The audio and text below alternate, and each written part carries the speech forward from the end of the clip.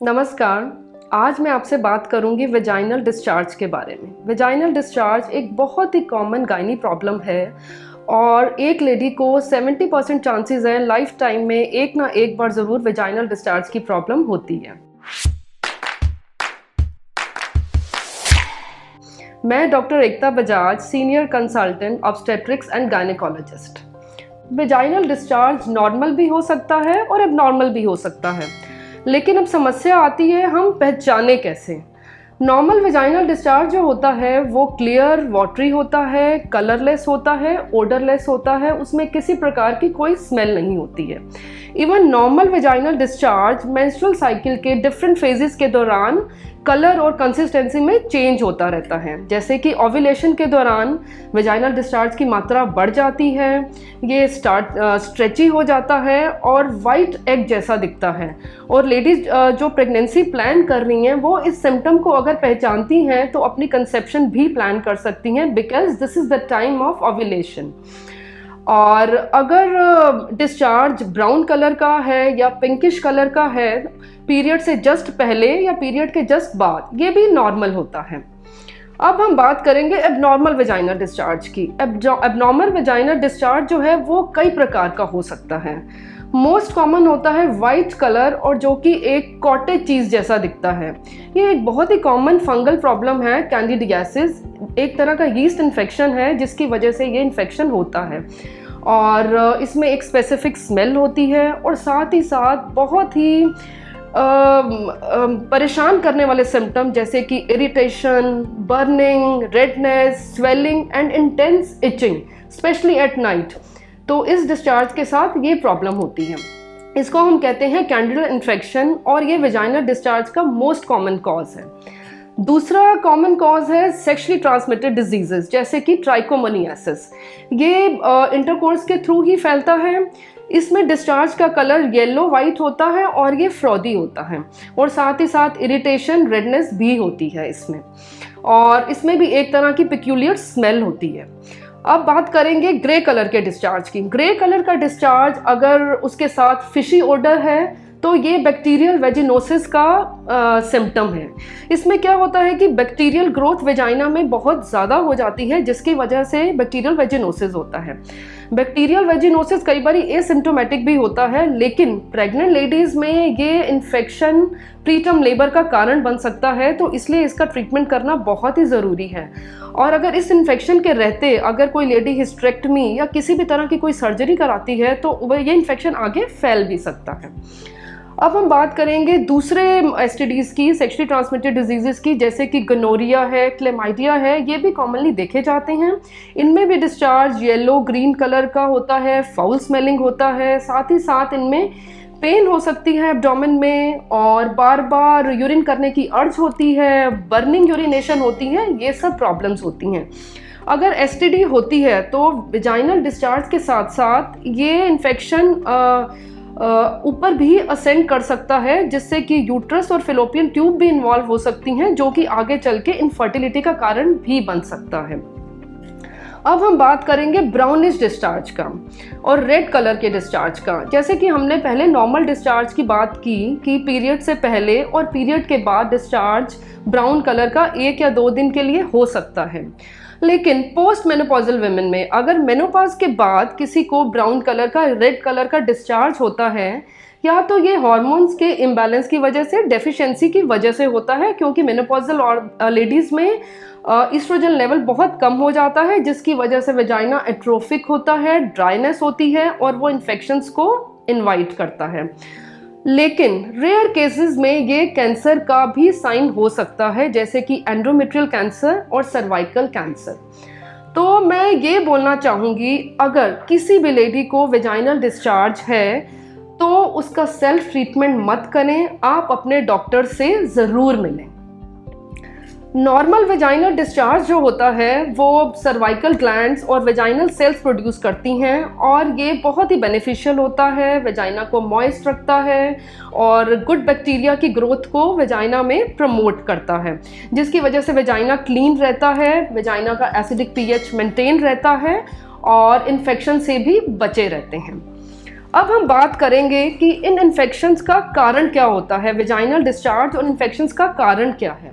ये इन्फेक्शन या तो हो सकता है जब हार्मोनल इम्बैलेंस होता है, जैसे कि प्रेगनेंसी के दौरान या फिर लैक्टेशन के दौरान जब लेडीज़ ब्रेस्ट फीड करा रही होती हैं, या फिर मेनोपॉज के दौरान जबकि हार्मोनल डेफिशिएंसी होती है।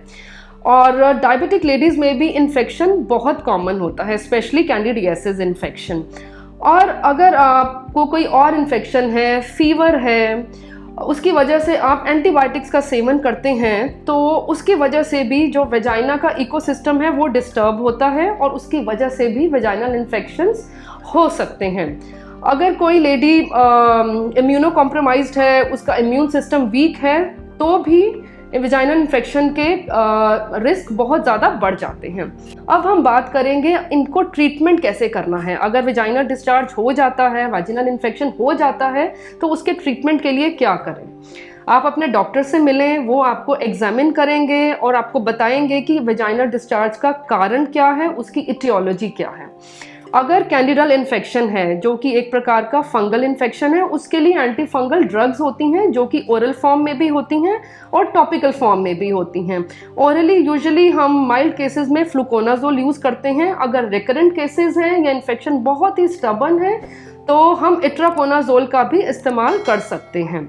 और टॉपिकल ऑइंटमेंट्स आती हैं जिसमें कि यूजुअली क्लोट्राइमाजोल होता है, नियोमाइसिन होता है एंड मिकोनाजोल होता है।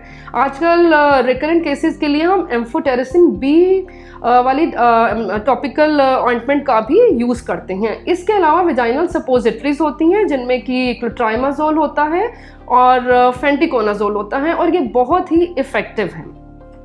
अब हम बात करेंगे अगर किसी को ट्राइकोमोनल इन्फेक्शन हो जाता है जिसमें कि येलो ग्रीन फ्रोदी डिस्चार्ज होता है, तो उसका ट्रीटमेंट कैसा करना है। उसके लिए एंटीबायोटिक कोर्स दिया जाता है एंड नॉर्मली मेट्रोनिडाजोल, टेनिडाजोल या फिर क्लिंडामाइसिन यूज़ करते हैं। और इसका ये 100% क्योरेबल है अगर आप अपना इलाज डॉक्टर की सलाह से करते हैं, प्रॉपरली करते हैं। इसमें यूजुअली 7 to 10 डेज का ट्रीटमेंट दिया जाता है एंड ओरल ट्रीटमेंट के अलावा अगर इचिंग है, रेडनेस है, तो टॉपिकल ऑइंटमेंट भी यूज़ की जा सकती हैं जिसमें कि स्टेरॉइड्स होते हैं और मेट्रोनिडाजोल होता है।